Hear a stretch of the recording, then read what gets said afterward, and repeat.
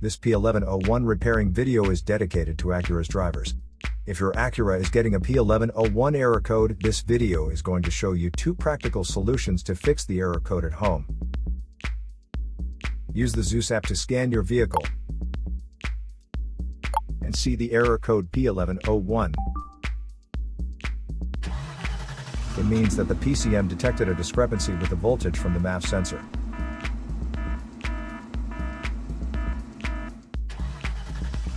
Here are 2 of the most practical solutions to fix Acura's P1101 error code.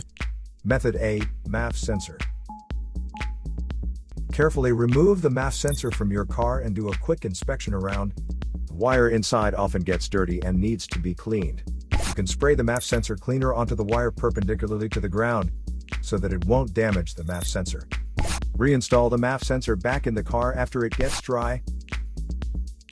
Method B, the air filter. Locate the air filter housing. It usually looks like a black plastic box. Disengage the cover to expose the air filter. Be careful not to dislodge any hoses or stretch any wiring when you do this. Remove the old filter carefully. Pay attention to the orientation of the filter as it comes out of the housing.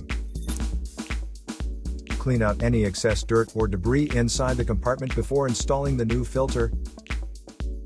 Follow the orientation of the removed filter and put the new filter in place. Make sure the outer seal is seated properly before closing the cover. Close the cover and replace the clips and screws.